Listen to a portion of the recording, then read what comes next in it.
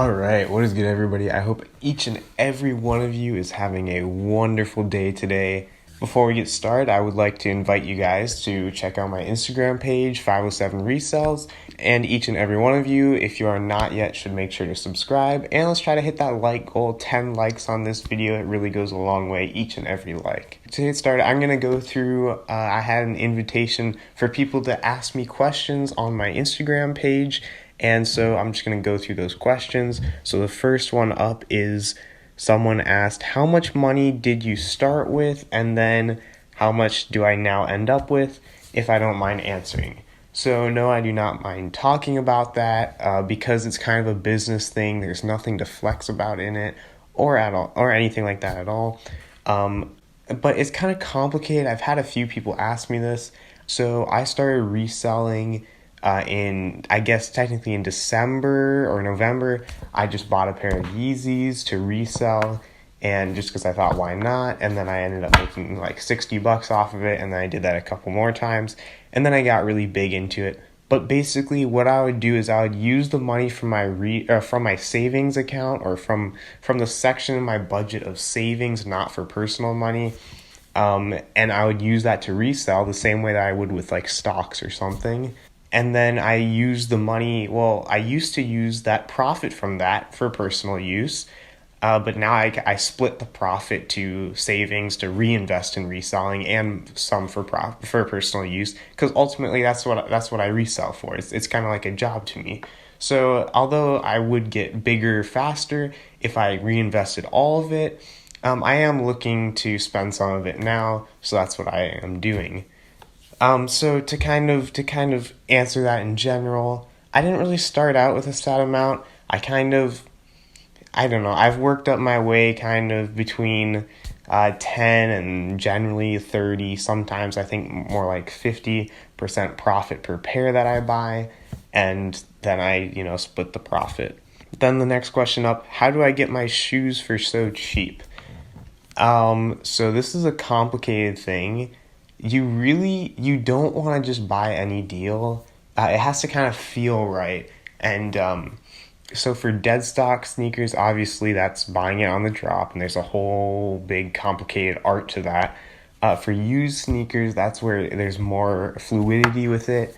And that's, you can do it in bulk deals. You can do it just kind of lowballing people, typical conversational negotiation skills are really good, but also kind of keep trying a variety of trying to make different deals with people, and one might go through. That's what I've found works best. Find good deals and then try to make them better, and then one in a few of those good deals will go well. Okay, so someone else asked, how long have I been reselling? So I kind of answered that. I kind of dipped my toes in the water in like November, and then I did it with a couple different pairs of Yeezys just on the drop up through like March, and then I kind of dove into it really big in March / April. Someone else asked me, next question up, why are you so hot? Okay, I can't answer this, but I must say to the person who will remain anonymous, right back at you, and I can't wait to see you in soccer season. Next and last question from my Instagram pages is what sort of support do you look for in a tennis shoe? So for me, I grew up having a lot of like ankle pain, or not ankle, but like in the bottom of my heel pain from different shoes after walking for a few hours, and I thought it was just kind of normal, and I just kind of ignored it. But then when I first bought Adidas Boost, Ultra Boosts, and it didn't hurt my heel, and so that was really nice. But basically, I really like heel padding, something that isn't necessarily as squishy as Boost. Like, I really like my Jordan ones just because they have that small air unit in there, and that really cushions your heel. And then I like security at the heel, which unfortunately Yeezys don't provide a lot of that. That's why I don't wear Yeezys all the time. It can be a little bit tiring to wear since they don't have that support. But I also kind of aside from support, I really like breathability and typically mesh uppers near the toe because I don't know, I just really like that breathability, that loose fit. It makes it a lot more comfortable. So now I'll carry on a bit more into FAQs, frequently asked questions. First up would be, why do I spend so much money on shoes? So this is kind of, it's something that I really enjoy, and I truly do love sneakers, and I do find beauty in the design of sneakers. It's honestly all about the design of it. It's no different from art or photography or something like that. There's so much design put into it, and the fact that it's not only something that's beautiful and designed to have, but also something you can like style with. All of style is an art, so the fact that you're not only buying the sneaker itself, which is by itself kind of an art to me, but you're also creating your own art with styling it. And I just love that, and that's something that's worth the price to pay. Another thing is that it motivates me to work. I work to buy sneakers, and I just truly love and enjoy everything behind the whole culture and everything about each sneaker and everything. Another question would be, why would I ever spend money on Supreme? Supreme, well, let me answer that. Because Supreme has unique items like this tee that I love so much that has a dynamite stick on it and says Supreme in toy blocks. So basically, yes, Supreme is overpriced. I do recognize that. Yes, Supreme, you're sort of buying the name, but that's why I haven't spent a ton of money on Supreme. But I like how Supreme is unique. I like what it is as a company. I do not support everything that they stand for. It's a fun kind of movement niche to be part of, without, I don't really do it for the hype. It's more enthusiasm about kind of the culture of the company. Or Supreme is to brands as Elon Musk is to entrepreneurs. I think that it's phenomenal what James Jebbia did with Supreme. He picked one logo that was stand out extremely well. It literally just says Supreme in red, bold font. And he just used it on everything, and that's how he got his company known. It wasn't originally planned to be a massive company, but that's how it worked out.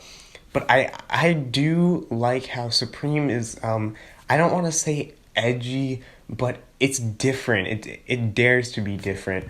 It dares to be unique. But I truly do like all the very, very unique items from Supreme. And it's not truly just buying into the name, or else I would have, instead of buying unique shirts like that and stuff, just bought box logos that literally just say Supreme. Another question that I get a lot of is, what is my favorite sneaker in my collection? I must say that I would have to say the Yeezy 350. This might have been a little bit predictable, but this is kind of what got me all into it. I guess kind of my Ultra Boost got me into it, but that didn't actually get me into it. That kind of inspired it.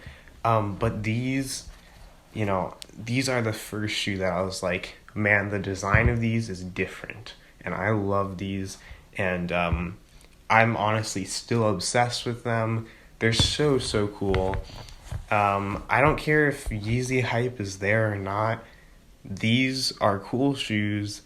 They're very comfortable to wear, and every time that I wear them, I look down at my feet and I'm like, dang, these are really cool shoes. But these are very, very meaningful to me, very sentimental. I can say almost for sure I will always have a pair of 350s in my collection. And if I don't, it's because I just sold a pair and I'm about to buy a pair. But I plan to keep this colorway in my collection, forever. All right, so another typical question that I would get is, if I could buy any shoe that I wanted, what would it be?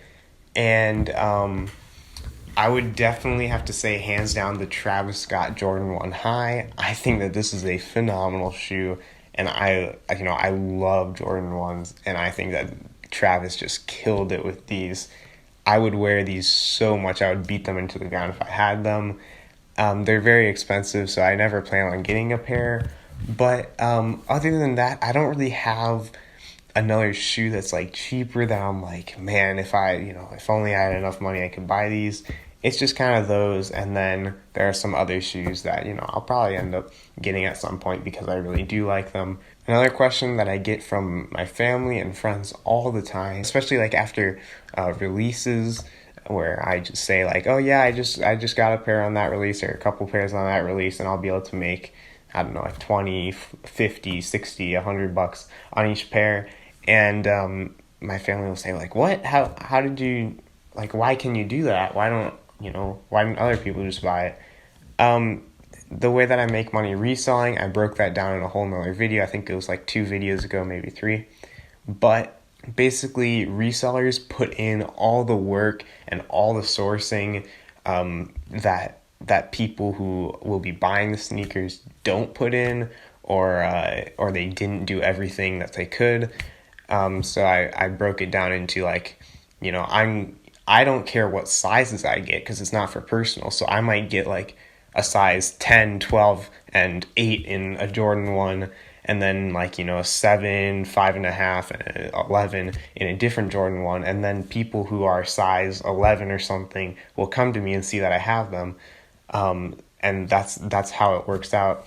And I don't care like I said, I don't care what sizes I get, so I can look all over, and then when I find good sizes, then someone of that size will be able to find me and try to buy that pair. But as far as securing a pair like on a drop or something, there are a whole bunch of different strategies of how to get multiple pairs or secure one pair on a sneaker release, such as having a lot of Chrome users and whatever, and it's kind of complicated, and you have to know what you want to do. Meanwhile, most people will say, oh, there's a Jordan 1 releasing, I'll enter my one sneakers account on the sneakers app and hope I get them, and then a lot of them don't. So then people like me who tried a whole bunch of different methods and got a couple pairs, they have a pair, and then those people go to them to buy them for more. I don't know if I've been asked this question a lot, more kind of a typical like wondering, that's something that a lot of people would wonder, is what is the most comfortable sneaker? Of course, I can only say the ones that I've tried. I've heard that Off-White Air Prestos are very, very comfortable, but I have not tried those on my feet.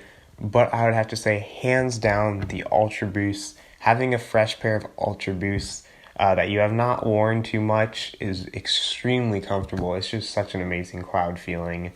If you were to wear, if you were looking for like, I just want to wear a shoe for like 30 minutes and have it be really comfortable, I would say a Yeezy 350. But as far as like all day security and just your foot being nice and cozy and like just that sock-like feel, that's just undescribable, I would say an Ultra Boost, definitely hands down. And last up, how do I clean my sneakers or keep them clean?